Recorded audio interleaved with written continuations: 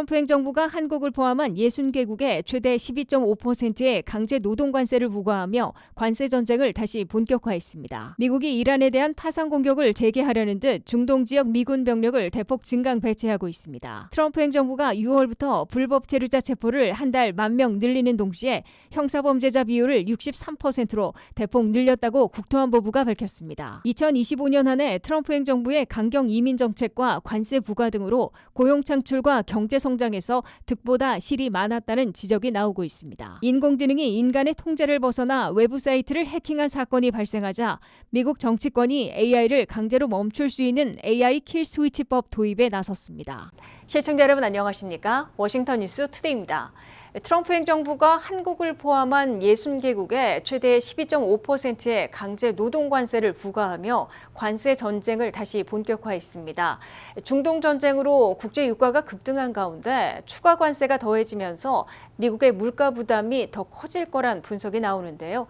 다음 주 연방준비제도의 금리 결정에도 적지 않은 영향을 줄 수 있을 걸로 전문가들은 내다보고 있습니다. 안혜린 기자가 보도합니다. 트럼프 행정부가 한국을 포함한 60개 경제 주체를 대상으로 최대 12.5%의 이른바 강제 노동 관세를 확정했습니다. 명분은 강제 노동으로 생산된 제품의 수입을 막기 위한 조치입니다. 하지만 시장에서는 연방 대법원이 위법 판단을 내린 상호 관세를 사실상 다른 법을 이용해 되살린 것이라는 평가가 우세합니다. 앞서 미 연방 대법원은 트럼프 행정부의 상호 관세에 제동을 걸었습니다. 이후 행정부는 한시적인 10% 글로벌 관세를 적용했고 그 시한이 끝나기 불과 7시간 전 이번에는 무역법 301조를 근거로 새로운 관세를 도입했습니다. 법적 근거만 바꿨을 뿐 관세 정책은 그대로 이어간 셈입니다. 한국은 기존 최애국 관세와 이번 관세를 합쳐 최소 12.5%를 적용받게 됩니다. 여기에 캐나다에는 별도로 50%의 추가 관세를 부과하는 등 트럼프 행정부는 다양한 법률을 활용해 관세 확대를 이어가고 있습니다. 문제는 이런 관세가 결국 미 소비자 부담으로 이어질 가능성이 크다는 점입니다. 중동 긴장으로 국제유가는 안심할 수 없고 일부 연구기관들은 유가 상승이 장기화될 경우 미국 가구의 연간 에너지 비용이 평균 $1,200가량 늘어날 수 있다고 분석했습니다. 이런 상황에서 수입품 가격까지 오르면 기업들은 늘어난 비용을 소비자 가격에 반영할 가능성이 높습니다. 시장에서는 다음 주 연방준비제도의 금리 결정에도 관심이 집중되고 있습니다. 유가 상승과 관세가 동시에 물가를 자극할 경우 연준이 금리 인하에 신중할 수 있기 때문입니다. 더 큰 변수는 추가 관세입니다. 트럼프 행정부는 강제노동 관세에 이어 과잉 생산을 이유로 한 관세도 준비하고 있으며 수입 의약품 등에 대한 새로운 관세 부과 가능성도 거론하고 있습니다. 전문가들은 전쟁에 따른 에너지 가격 상승과 관세 확대가 동시에 이어질 경우 하반기에도 미국의 물가가 기대만큼 빠르게 안정되기는 쉽지 않을 것으로 전망하고 있습니다. WKTV 뉴스 안혜린입니다. 미국이 이란에 대한 파상 공격을 재개하려는 듯 중동 지역에 미군 병력을 대폭 증강 배치하고 있습니다. 죽음의 백조로 불리는 B-1 전략 폭격기들을 본격 출격시키고 있어 지하 핵시설에 벙커버스터 투하를 예고하고 있고 해군과 육군 특수부대를 출동시키고 있어 호르무즈 해협이나 하르그섬 장악을 위한 지상군 투입까지 시사하고 나섰습니다. 한면태 기자의 보도입니다. 이란과의 전쟁 끝내기에 성공하지 못하고 있는 도널드 트럼프 대통령에게 이란에 대한 파상 공격은 물론 전면전 재개까지 선택권을 제시하기 위해 중동 지역 미군 병력이 대폭 증강 배치되고 있습니다. 미국은 항공모함 2개 전단과 구축함 11척을 포함한 전함 17척을 유지해왔을 뿐만 아니라 다시 전면전에 버금가는 미군 병력 증강 배치에 나섰습니다. 죽음의 백조로 불리는 B-1B 랜서 전략 폭격기들이 4월 1일 처음으로 출격하기 시작했습니다.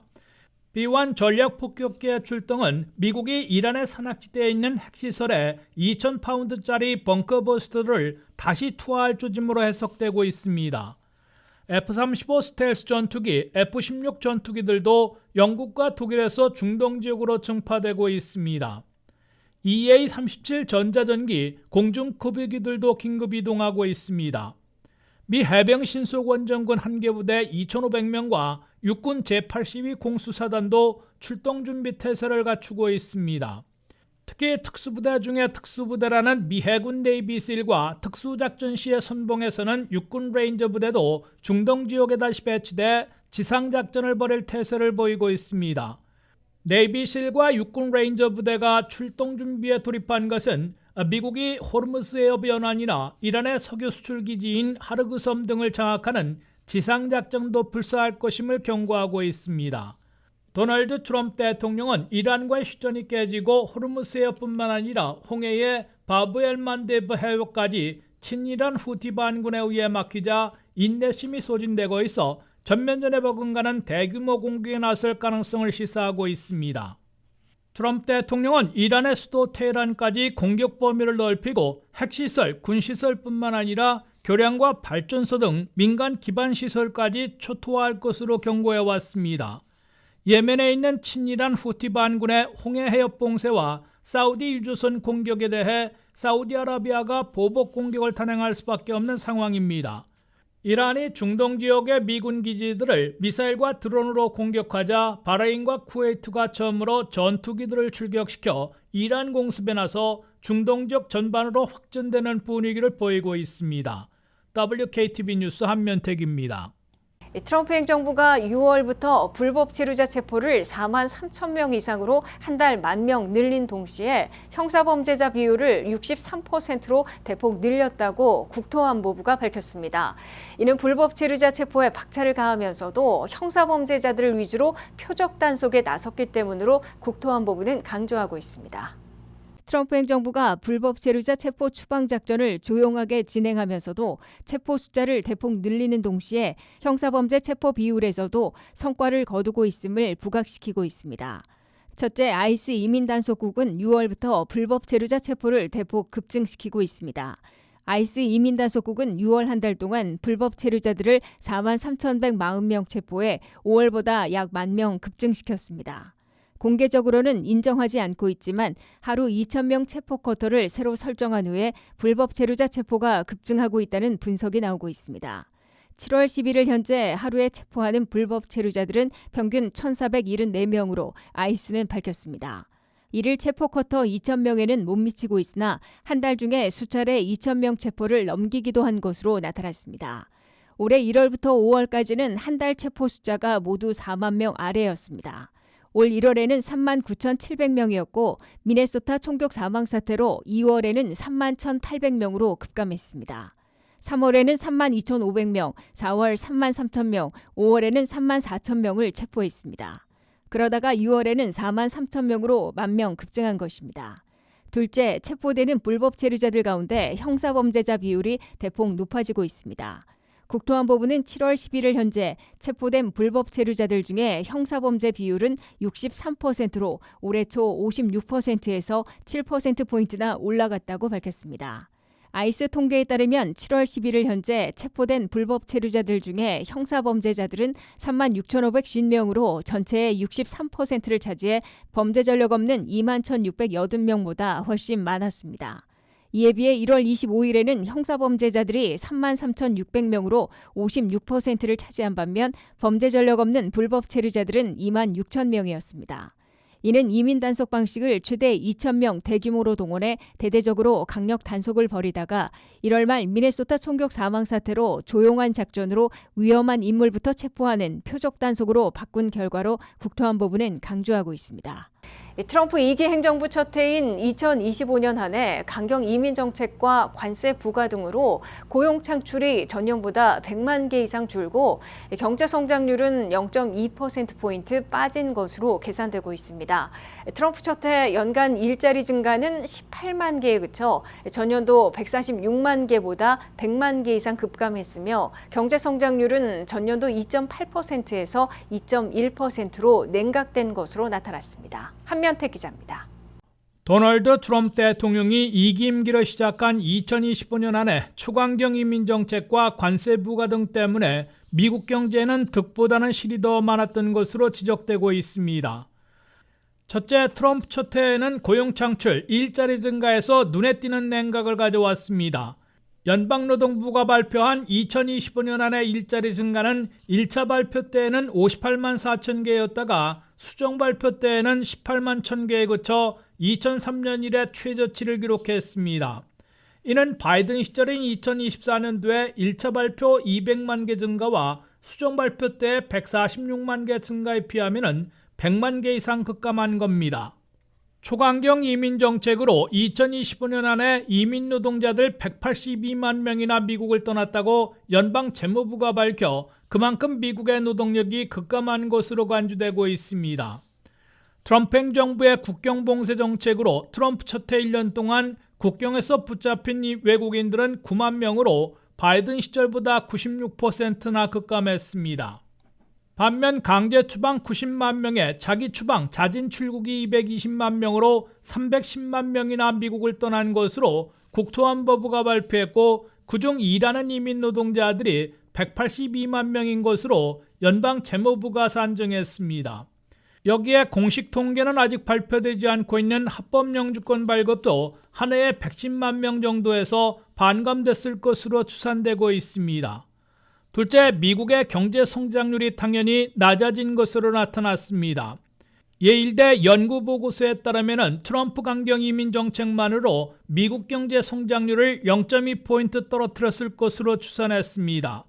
미국 경제 성장률은 2024년 2.8%였다가 트럼프 첫 해인 2025년에는 2.1%로 떨어졌는데 초강경 이민 정책으로 그 중에서 0.2포인트 낮아진 것으로 지적되고 있습니다. 셋째, 트럼프 물가는 올 2월 말 이란과의 전쟁으로 지속 오르고 있어 4%를 오르내리고 있으나 이미 트럼프 첫 해인 2025년에도 2.7%까지 올라간 바 있습니다. 넷째, 트럼프 경제가 불확실해지며 미국 경제를 지탱해주고 있는 미국민 소비 지출은 2025년 안에 600억 달러나 줄어든 것으로 예일대 보고서는 지적하고 있습니다. 미국 경제에서는 통상적으로 3%의 경제 성장률과 한 달 10만 개 이상 120만 개 일자리를 창출하고 2%대 물가를 보여야 양호한 것으로 간주되고 있습니다. WKTV 뉴스 한면택입니다. 이 오픈 AI의 인공지능 모델이 인간의 통제를 벗어나 스스로 외부 사이트를 해킹한 사건이 발생하자 미국 정치권이 AI를 강제로 멈출 수 있는 이른바 AI 스탑 버튼 법안 도입에 나섰습니다. 이번 사건을 계기로 AI 안전성 검증을 의무화해야 한다는 목소리도 커지고 있는데요. 자율형 AI 시대에 기술 경쟁만큼 안전장치 마련이 시급한 과제로 떠오르고 있다는 지적이 나옵니다. 안혜린 기자의 보도입니다. 오픈 AI의 최신 인공지능 모델이 통제를 벗어나 외부 사이트를 해킹한 사건의 파장이 미국 정부와 의회로 번지고 있습니다. 백악관은 이번 사고에 대해 보고를 받고 상황을 예의주시하고 있다고 밝혔습니다. 의회에서는 AI가 개발자의 통제를 벗어난 위험한 행동을 할 경우 연방 정부가 해당 모델을 강제로 중단시킬 수 있도록 하는 이른바 AI 킬 스위치, 즉 AI 스탑 버튼 법안이 발의됐습니다. 법안을 발의한 의원들은 첨단 AI가 안전장치를 우회하는 상황에 대비하기 위한 최소한의 안전장치라고 설명했습니다. AI 모델을 일반에 공개하기 전에 정부가 지정한 기관의 안전성 검증을 의무화해야 한다는 주장도 힘을 얻고 있습니다. 오픈 AI는 앞서 최신 모델 GPT 5.6 소울과 일부 미공개 모델이 내부 사이버 보안 평가 과정에서 샌드박스, 즉 격리된 시험 환경을 벗어나 인터넷에 접속한 뒤 허깅 페이스의 로그인 정보를 탈취하고 서버를 해킹했다고 공개했습니다. 이번 사고는 지난 4월 엔트로픽의 AI 모델이 연구진의 예상을 넘어 인터넷에 접속했던 사건에 이어 AI가 스스로 통제를 벗어나 외부 시스템에 영향을 준 두 번째 사례로 꼽히고 있습니다. 전문가들은 두 사건 모두 목표 달성을 반복적으로 보상하는 강화학습 과정에서 나타날 수 있는 구조적 위험을 보여준다고 분석하고 있습니다. AI가 목표를 달성하는 과정에서 안전 규칙보다 결과를 우선시하는 행동을 선택할 가능성이 있다는 겁니다.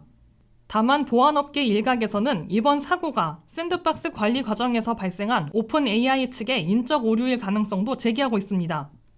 또 오픈 AI와 엔트로픽 등 AI 기업들이 사이버 보안 성능 경쟁을 벌이면서 안전성 검증보다 공격 능력 향상에 더 무게를 둔 것 아니냐는 지적도 나오고 있습니다.